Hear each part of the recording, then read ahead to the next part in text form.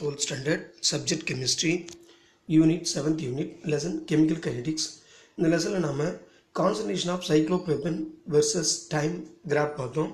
அதனுடைய எக்ஸ்பிளனேஷன் தான் கீழே கொடுத்துருக்காங்க. சைக்ளோப்ரோபேனுடைய கான்சன்ட்ரேஷன் ஃபர்ஸ்ட் ஒன் 0.5 மோல் மட்டும் எடுத்துக்கிட்டோம்னா கிடைக்கக்கூடிய reaction rate 1.73 × 10⁻²2 mole litre minutes inverse கொடுத்துருக்காங்க. இப்போ கான்சன்ட்ரேஷனை இன்க்ரீஸ் பண்ணுறோம். ஸோ அப்போ 2x டைம் இன்க்ரீஸ் ஆனால் ரியாக்ஷன் ரேட்டும் பார்த்தீங்கன்னா அதோட 2x டைம் 3.46 × 10⁻² அளவு ரியாக்ஷன் ரேட் அமைகிறது. ஸோ மேலும் கான்சன்ட்ரேஷன் இன்க்ரீஸ் பண்ணி 2 மோல்ஸ் இன்வால்வ் பண்ணோம்னா ஏற்கனவே கிடைச்ச போல் ரியாக்ஷன் ரேட் 2x டைம் 6.92 × 10⁻² அளவு கிடைக்குது. இதில் வந்து நம்ம ரியாக்ஷன் ரேட் இன்க்ரீஸ் ஆக கான்சன்ட்ரேஷன் இன்க்ரீஸ் ஆகி இருக்குன்றதை நம்ம கன்சிடர் பண்ணலாம். அடுத்து rate law and rate constant. இதன்படி பார்த்தீங்கன்னா we have just learned that the rate of the reaction depends upon the concentration of the reactant. Now let us understand how reaction rate is related to concentration by considering the following general equation. So இந்த general ரியாக்ஷனை பயன்படுத்தி நம்ம concentration எந்த அளவுக்கு reaction ரேட்டை defence சார்ந்து இருக்குன்றதை நம்ம பார்க்கலாம். அதுபடி பார்க்கும்போது எக்ஸ்ஏன்ற ரியாக்டண்ட்டும் ஒய்பின்ற ரியாக்டண்ட்டும் சேர்ந்து ப்ராடக்டை கொடுக்குறதா நம்ம கருதுவோம். ஸோ அதன்படி பார்க்கும்போது the rate law for the above reaction is generally expressed as rate equal to K into A concentration M B concentration N. So இது ரெண்டுத்தையும் வித்தியாசத்தை பாருங்கள். இங்கே கொடுத்துருது இன்வால்வ் ஆகுது ரியாக்டன் X concentration A, Y concentration B involve ஆகி ப்ராடக்டை தருது. ஆனால் நம்ம ரியாக்ஷன் ரேட்டில் என்ன எடுத்துக்கிறோன்னா K into A concentration M, B concentration N. So அப்போ அங்கே X இங்கே Y ஏன் வித்தியாசம் வருதுன்னா எடுத்துக்கிற எல்லா ரியாக்டண்ட்டும் ரியாக்ஷனில் இன்வால்வ் ஆகலை.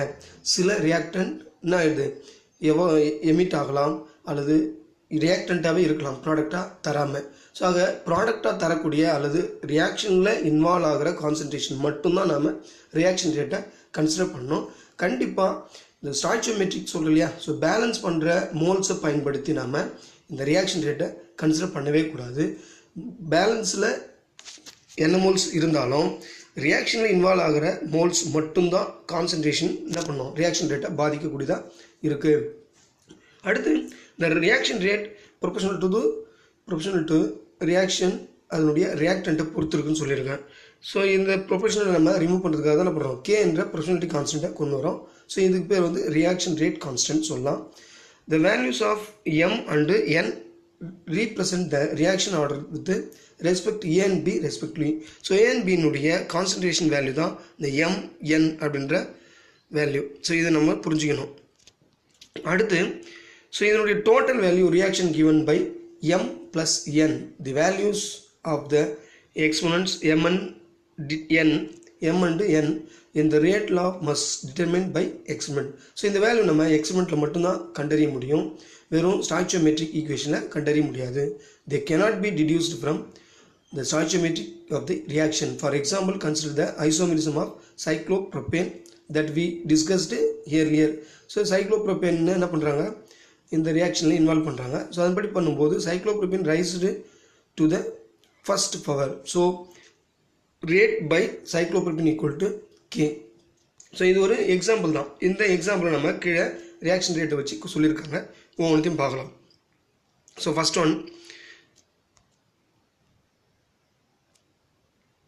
ஒன் இந்த சைக்ளோப்ரோபேன் பொறுத்த வரைக்கும் பார்த்தீங்கன்னா அதனுடைய மோல்ஸ் பொறுத்து ஸோ அமைஞ்சிருக்கு. அதன்படி கான்செப்ட் பாருங்கள்.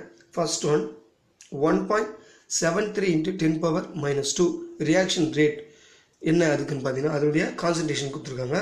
ஸோ இதனுடைய கான்சன்ட்ரேஷன் 0.5. ஸோ இந்த 0.5க்கு 1.73 உருவாயிருக்கு. ஸோ கான்ஸ்டன்ட் வேல்யூ நம்ம என்ன பண்ணோம் மாறாது இல்லைங்களா. அப்போ ரேட் பை சைக்ளோப்ரோபேனுடைய கான்சன்ட்ரேஷன் ரெண்டுத்தையும் நம்ம என்ன பண்ணுறோம் டிவைட் பண்ணோம்னா 3.46 × 10⁻² கிடைக்கும். அடுத்து 1 மோல்ஸ் எடுத்துக்கிறோம். 1 மோல் சைக்ளோப்ரோபேன் எடுத்துக்கிட்டா அதனுடைய ரேட் ஆஃப் ரியாக்ஷன் 3.46. ஸோ இந்த ரேட் ஆஃப் ரியாக்ஷனும் 1 மோல்ஸும் என்ன பண்ணுறோம் டிவைட் பண்ணும்போது சேம் வேல்யூ 3.46 கிடைக்குது. அதே போல் 2 மோல்ஸ் சைக்ளோப்ரோபேனுக்கு கிடைக்கக்கூடிய ரியாக்ஷன் ரேட் 6.92, therefore 3.46. இப்போ பார்த்தீங்கன்னா எல்லா மோல்ஸ்லையும் இந்த சைக்ளோப்ரோபேனுடைய இன்வால்மெண்ட்டு சேம் வேல்யூ இருக்கிறதுனால இது சைக்ளோப்ரோபேன் மட்டும்தான் சார்ந்திருக்கு. ஸோ ஆர்டர் ஆஃப் ரியாக்ஷன் 1ன்றதை நம்ம ஈஸியாக ஐடென்டிஃபை பண்ணலாம். அடுத்து இன்னொரு எக்ஸாம்பிள் கொடுத்துறாங்க. Another one example oxidation of nitric oxide. Nitric oxide oxidation பண்ணுறோம், அதனால் நைட்ரஜன் டை ஆக்சைடு ஃபார்மேஷன் ஆகுது. இந்த நைட்ரஜன் டை ஆக்சைடு கொடுக்கக்கூடியது இது எந்த வகையான ஆர்டர்ன்றது நம்ம டைப் ஆஃப் ஆர்டர் ரியாக்ஷன் நம்ம கன்சிடர் பண்ண போகிறோம். ஸோ அதன்படி first one nitric oxide action give the nitrogen di oxide. இப்போ நம்ம series of experiment are concluded by keeping the concentration of one of the reactant constant, the changing the concentration of the others. So ஒவ்வொன்றும் பார்க்கலாம். First one nitric oxide 1.3 moles எடுத்துக்கிறோம், அது மாதிரி ஆக்சனுக்கு 1.1 moles எடுத்துக்கிறோம். So இதனுடைய initial rate reaction rate பார்த்தீங்கன்னா 19.26. இதில் action மட்டும் டுவைஸ் டைம் இன்க்ரீஸ் பண்ணோம்னா ஸோ இதை விட 2 மடங்காக என்ன பண்ணலாம், டுவைஸ் டைம் 38.46 தருது. சரி சார், அதுக்கு பதிலாக நைட்ரிக் ஆக்சைடை என்ன பண்ணுறோம் 2.6 ஆட் பண்ணுறோம். ஆட் பண்ணும்போது 76.80. ஆக இங்கே 2 பார்ட் இன்க்ரீஸ் ஆச்சுன்னா இங்கே 3 பார்ட் இன்க்ரீஸ் ஆகுது. ஸோ இதில் நம்ம என்ன தெரியுது, அதை விட இது 2 மடங்கு இன்வால்வ் ஆகிருக்கு நைட்ரிக் ஆக்சைடு. ஸோ இந்த ரியாக்ஷனை நம்ம இந்த டேபிள் காலத்தில் நம்ம தெரிஞ்சுக்கலாம். ஆக்சிஜனை விட இங்கே நைட்ரிக் ஆக்சைடு டுவைஸ் டைம் என்னது ரியாக்ஷன் ரேட்டில் இன்வால்வ் ஆகிருக்கு. ஸோ அதை தான் இங்கே சொல்லியிருக்காங்க. ஃபர்ஸ்ட் ஒன் பாருங்கள், ஃபார் எக்ஸ்பெரிமெண்ட் 1ல் NOO2 ரெண்டுத்தையும் இன்வால்வ் பண்ணுறோம். ஸோ 1.3 1.1. அடுத்து எக்ஸ்பெரிமெண்ட் 2ல் NOவும் O2வும் இன்வால்வ் பண்ணியிருக்கோம்.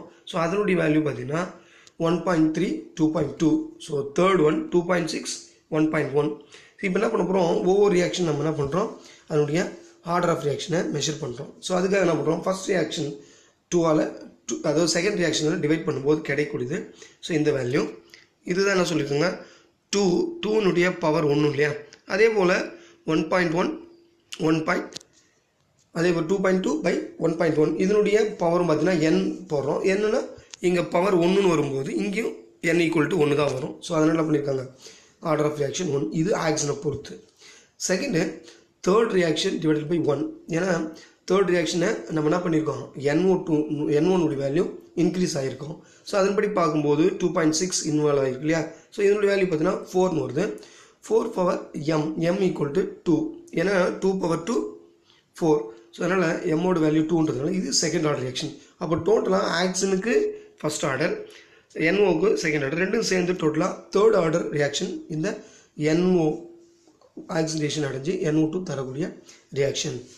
அடுத்து difference between rate and rate constant of reaction. Rate கான்ஸ்டன்ட்டுக்கும் ரேட் ஆஃப் ரியாக்ஷனுக்கும் உள்ள வித்தியாசம். ரேட் கான்ஸ்டன்ட் கே வேல்யூ கண்டிப்பாக மாற போகிறதில்ல, எந்த ரியாக்ஷன் இருந்தாலும் அதனுடைய கான்ஸ்டன்ட் வேல்யூ சமம். ஆனால் கான்சன்ட்ரேஷன் மாறும்போது ரேட் ஆஃப் ரியாக்ஷன் இன்க்ரீஸ் ஆகும்னு சொல்லியிருக்கேன். ஸோ அந்த கான்செப்ட் தான் கொடுத்துருக்காங்க. ஃபர்ஸ்ட் ஒன் பாருங்கள், it represent the speed which reactant R converted into product at any instant. So எப்போ கான்சன்ட்ரேஷன் குறையுதோ அதுக்கேற்ற மாதிரி ரியாக்ஷன் குறைய ஆரம்பிக்கும் ப்ராடக்டாக கன்வெர்ட் ஆகும்போது. It is proportional to constant. So இது மாறாத ஒரு மதிப்பு. ஆனால் கான்சன்ட்ரேஷன் குறையும் போது ஸ்பீட் ஆஃப் ரியாக்ஷன் குறையும். இங்கே கான்ஸ்டன்ட் வேல்யூ ரியாக்ஷன் கான்ஸ்டன்ட் அந்த ரேட் கான்ஸ்டன்ட் எப்பவுமே மாறாத ஒரு மதிப்பு. எவ்வளோ கான்சன்ட்ரேஷன் இருந்தாலும் ஒரே மாதிரியான வேல்யூ தான் அது பெற்றிருக்கும். அடுத்து rate of reaction. It is measured as decrease in the concentration of reaction or increase in the concentration of product. பொதுவாக ரேட் ஆஃப் ரியாக்ஷன் நம்ம எப்படி கால்குலேட் பண்ணணும்னா, ஒன்றும் டிக்ரீஸ் ஆகிற ரியாக்டண்ட்டை பொறுத்தோ அல்லது இன்க்ரீஸ் ஆகிற ப்ராடக்ட்டை பொறுத்தோ நம்ம என்ன பண்ணலாம் ரேட் ஆஃப் ரியாக்ஷனை நிர்ணயிக்க முடியும். ஆனால் rate constant of reaction it is equal to the rate of reaction when the concentration of each reactant is unity. இது எப்பவுமே நம்ம கொஞ்சம் வச்சுருந்தாலும் போகணும் கான்சன்ட்ரேஷன். ஸோ கொஞ்சம் கான்சன்ட்ரேஷன் இருந்தாலும் ஒவ்வொரு கான்சன்ட்ரேஷன்லையும் இந்த கான்ஸ்டன்ட் ரேட் கான்ஸ்டன்ட் வேல்யூ ஈஸியாக கால்குலேட் பண்ண முடியும். ஸோ இதுக்கு டிக்ரீஸ் ஆகணும் இன்க்ரீஸ் ஆகணும் அவசியம் இல்லை. அடுத்து ரியாக்ஷன் ஆஃப் ரேட் ஆஃப் ரியாக்ஷனில் it depends on the initial concentration of reactant. So தொடக்கத்தில் எவ்வளோ எடுத்துக்கிறோமோ அதை பொறுத்து ரியாக்ஷன் ரேட் இருக்குது. ஏன்னா கான்சன்ட்ரேஷன் இன்க்ரீஸ் இருக்கும்போது அதிகமாக இருக்கும்போது ரியாக்ஷன் ரேட்டும் என்ன ஆகும் இன்க்ரீஸ் ஆகும். ஆனால் it does not depend on the initial concentration of reactant. நீ எவ்வளோ கான்சன்ட்ரேஷன் உள்ள ரியாக்டன்னா எடுத்துக்கோ. ஸோ ரேட் கான்ஸ்டன்ட்டை பொறுத்த வரைக்கும் எவ்வளோ இருந்தாலும் சரி குறைஞ்சாலும் அதிகமானும் ஒரே வேல்யூ தான். அதனால் டஸ் not depend on the initial concentration சொல்லியிருக்காங்க. அடுத்து molecularity. So molecularity, kinetic study involve not only measurement of rate of reaction. So rate of reaction மட்டும் மெஷர் பண்ணுறதுக்கு இந்த கைனடிக் ஸ்டடி கிடையாது. இது இல்லாமல் ஸோ ரியாக்ஷன் மெக்கானிசம், ஒரு ரியாக்ஷன் எந்த வழியில் நிகழுது, ஸோ அதனுடைய பாத் என்னன்றதை கேல்குலேட் பண்ணும், அதை மெஷர் பண்ணும், இது பயன்படுது. Each and every single step in A reaction mechanism is called an elementary reaction. So ஒரு ரியாக்ஷன் ஃபஸ்ட்டு, அதாவது step 2 or 3, so 2 or more steps நடக்கலாம். அப்போ ஒவ்வொரு ஸ்டெப்ஸுமே ஒரு எலிமெண்ட்ரி ரியாக்ஷனாக தான் நம்ம கன்சிடர் பண்ணோம். So total number of reactant species that are involved in an elementary steps is called molecularity of that particular steps. இப்போ நம்ம reaction rate பார்த்தோம். இந்த reaction rate depends on the concentration involved in the reaction பார்த்தோம். அதே நேரத்தில் பொதுவாக elementary reaction எடுத்துன்னா ஒரு reaction 2 or more steps நடக்கலாம். அப்போ ஒவ்வொரு ஸ்டெப்ஸ்லையும் இன்வால்வ் ஆகிற அந்த கான்சன்ட்ரேஷன் மாலிகுலாரிட்டியில் தான் நம்ம கேல்குலேட் பண்ணுவோம். இப்போ மாலிகுலாரிட்டின்றது ஸ்டாய்ச்சியோமெட்ரிக் ஈக்குவேஷன், இதை நம்ம 11th படிச்சிருக்கோம். அப்போ பொதுவாக டிட்டர்மினேஷன் ஆஃப் எலிமெண்ட்ரி ஸ்டெப்ஸ், எக்ஸாம்பிளுக்கு டெர்ஷியரி பியூட்டில் புரோமைட் கொடுத்துருக்காங்க. இது SN1 ரியாக்ஷன், யூனி மாலிகுலர் நியூக்ளியோஃபிலிக் சப்ஸ்டியூஷன் நம்ம ஏற்கனவே படிச்சிருக்கோம். ஸோ அதே கான்செப்ட் தான் சொல்கிறாங்க. ஸோ மாலிகுலாரிட்டின்றது எவ்வளோ மோல்ஸ் இன்வால்வ் ஆகுதுன்றது அந்த ஈக்குவேஷனில் பார்க்குறோம். அதே ரேட் ஆஃப் ரியாக்ஷன்றது எவ்வளோ மோல்ஸ் ரியாக்ஷனில் இன்வால்வ் ஆகுது. ஸோ ஈக்குவேஷனில் இன்வால்வ் ஆகிறது மாலிகுலாரிட்டி, ரியாக்ஷனில் இன்வால்வ் ஆகிறது நம்ம என்ன சொல்கிறது ரியாக்ஷன் ரேட். ஸோ இந்த ஞாபகத்தை வச்சுங்க. Let us understand the elementary reaction by considering another reaction, the decomposition of hydrogen peroxide. Example கொடுத்துருக்காங்க. கேட்டலிஸ்ட்டு அயோடினை பயன்படுத்தி நம்ம என்ன பண்ணுறோம், ஹைட்ரஜன் பெராக்சைடை டீகம்போஸ் பண்ணி வாட்டராக மாற்றுறோம். It is experimentally found that the reaction is first order with respect to both H2O2 and iodine ion, which indicates that iodine ion is also involved in the reaction. The mechanism involves the following steps. First steps பார்த்தீங்கன்னா H2O2 iodine சேர்ந்து IO and H2O தருது. இந்த IO திரும்ப again excess of H2O2 சேர்ந்து IO இன்னொரு O சேர்ந்து O2 ஆகும். Iodine மறுபடியும் கேட்டலிஸ்ட்டு ரீஜெனரேட் ஆகுது. ஸோ அப்போ ஓவரால் ரியாக்ஷனில் பார்க்கும்போது O2 கேஸ் ரிமூவ் ஆகுது, லிக்யூட் H2O உருவாகுது. இந்த ரியாக்ஷன் 2 ஸ்டெப்ஸில் இருந்தாலும் 2 ஸ்டெப்ஸ் பெற்றிருந்தாலும் நாம் ஃபஸ்ட் ஸ்டெப் இருக்குங்களா, இதுதான் டிட்டர்மினேஷன் ஸ்டெப் சொல்லுவோம். ஏன்னா இது slow steps. So step 1 rated determining steps since the involved both H2O2 iodine minus the overall reaction bimolecular. இதில் நம்ம இந்த ஃபஸ்ட் ஸ்டெப்ஸில் அயோடினும் ரியாக்ஷன் இன்வால்வ் ஆகுது, H2O2 ரியாக்ஷன் இன்வால்வ் ஆகுது. ஸோ இது பைமாலிகுலர் ரியாக்ஷன் சொல்லுவோம். ஸோ இது செகண்ட் ஆர்டர் ரியாக்ஷன். ஆனால் ஸ்டெப்ஸ் 2 நடக்குது. பட் 2 நடந்தாலும் நம்ம ஃபஸ்ட் ஸ்டெப்ட்டை மட்டும்தான் டிட்டர்மினேஷன் ஸ்டெப்ஸ்னு சொல்லுவோம். ஏன்னா இது ஸ்லோ ஸ்டெப்ஸ். அடுத்த ஸ்டெப்ஸ் IO உடனே ஆக்சிஜன் அப்சர்வ் பண்ணி ஈஸியாக என்ன பண்ணுது, O2 தந்துடுது. அந்த ஸ்டெப்ஸ் நம்ம இன்வால்வ் பண்ண முடியாது, டிட்டர்மினேஷன் செய்ய முடியாது. Next difference between molecular and molecularity, அதாவது மாலிகுலாரிட்டி அண்டு ஆர்டர். ஸோ இப்போ சொன்ன ரியாக்ஷன் ரேட் இருக்கு இல்லையா, ஸோ அதனுடைய ஆர்டர் ஆஃப் ரியாக்ஷன் என்ன, அதுக்கும் மாலிகுலாரிட்டியும் உள்ள வேறுபாடுகள் என்ன, அதை பற்றி பார்க்க போகிறோம். Order of a reaction, molecularity of a reaction. So first one order of a ரியாக்ஷனில் ஃபஸ்ட் ஒன் கொடுத்துருக்காங்க. It is the sum of powers of concentration terms involved in experimentally determination rate law. பொதுவாகவே total powers, அதாவது எந்த ஆர்டர்னு சொல்கிறது, types of ஆர்டர்னு சொல்கிறது, மொத்த power, ஒரு ரியாக்ஷனுடைய concentration power எவ்வளோ இருக்குன்றது இன்வால்வ் இந்த எக்ஸ்பெரிமெண்டலி டிட்டர்மினேஷன். ஸோ எக்ஸ்பெரிமெண்ட்டில் எவ்வளோ இன்வால்வ் ஆகுதோ அதை பொறுத்து மட்டும்தான் அதனுடைய ரேட்லாம் இருக்க முடியும். அடுத்து மாலிகுலாரிட்டின்னு சொல்கிறோன்னா, it is the total number of reactant species that are involve in elementary step. So elementary ஸ்டெப்ஸில் எவ்வளோ மாலிகுல் இன்வால்வ் ஆகுதோ அதனுடைய டோட்டல் ரியாக்டன் வேல்யூ தான் நம்ம என்ன சொல்லுவோம், மாலிகுலாரிட்டி ஆஃப் ரியாக்ஷன். அடுத்து it can be 0, fractional, integrate. So இப்போ ஆர்டர் ஆஃப் ரியாக்ஷன் பொறுத்த வரைக்கும் பார்த்தீங்கன்னா கான்சன்ட்ரேஷன் இன்வால்வ் ஆகுதுன்னு சொன்னோம். ஒரு ரியாக்ஷனில் கான்சன்ட்ரேஷன் பாதி அளவு கூட இன்வால்வ் ஆகலாம், அல்லது 75% கூட இன்வால்வ் ஆகலாம். ஆக 0 இன்வால்வ் ஆகாமலும் இருக்கலாம். இப்போ எக்ஸஸ் ஆஃப் வாட்டர் எடுத்துக்கிட்டோம்னா அதை நம்ம என்ன பண்ண முடியும், நெக்லிஜிபிள் அமௌண்ட்டாக எடுத்துக்கும். அல்லது ரொம்ப லோ வேல்யூவாக இன்வால்வ் ஆனால் அதுவும் நம்ம நெக்லிஜிபிள் அமௌண்ட்டாக எடுத்துக்கும். அப்போ ஆர்டர் ஆஃப் ரியாக்ஷன் பொறுத்த வரைக்கும் கான்சன்ட்ரேஷன் எவ்வளோ ஒரு மாலிகுல் இன்வால்வ் ஆகுதோ அதுதான் என்ன சொல்லுவாங்க, ஆர்டர் ஆஃப் ரியாக்ஷன் சொல்லுவோம். அதுபடி இன்வால்வ் ஆனாலும் நெக்லிஜிபிள் அமௌண்ட்டாக இருந்தாலும் 0வா அல்லது ஃப்ராக்ஷன் வேல்யூவா அல்லது இன்டெக்ரல் வேல்யூவா பெற்றிருக்கலாம். ஆனால் it is always a whole number cannot be 0 or fraction value. So பொதுவாக பேலன்ஸ் பண்ணுற ஒரு ஈக்குவேஷன் நம்ம பார்த்தீங்கன்னா முழு எண்ணை தான் கன்வெர்ட் பண்ணுவோம். ஸோ ஃப்ராக்ஷன் வேல்யூ நம்ம எழுத மாட்டோம். அதே போல் 0 கண்டிப்பாக எழுதவே முடியாது. 0 மோல்ஸ் ஒரு ரியாக்டண்ட்டை எழுத முடியாது.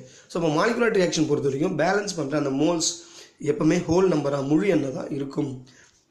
அடுத்து third one, it is assigned for A overall reaction. So இது மொத்த ரியாக்ஷனும் கன்சிடர் பண்ணி தான் ஆர்டர் ஆஃப் ரியாக்ஷன் சொல்ல முடியும். ஆனால் இங்கே மாலிகுலாரிட்டின்றது ஒவ்வொரு ஸ்டெப்ஸ்லையும் எவ்வளோ மோல்ஸ் இன்வால்வ் ஆகுதோ அதை பொறுத்து மாலிகுலாரிட்டின்னு சொல்லலாம். ஸோ எக்ஸாம்பிளுக்கு இப்போ பார்த்தீங்கன்னா H2O2 2 ஸ்டெப்ஸில் இன்வால்வ் ஆகுது. 2 ஸ்டெப்ஸ்னாலும் டிட்டர்மினேஷன் ஸ்டெப் மேலே இருக்கிற ஹை நெகட்டிவ் அண்டு H2O2 மட்டும்தான் இன்வால்வ் ஆகிருக்கு. ஸோ அதுபோல் இது ஒவ்வொரு ஸ்டெப்ஸில் இருக்க எலிமெண்ட்ரி ஸ்டெப்ஸ் பொறுத்து மெக்கானிசத்தை பொறுத்து இதனுடைய செயல்பாடு இருக்கும் molecularity. Thank you. see you next class.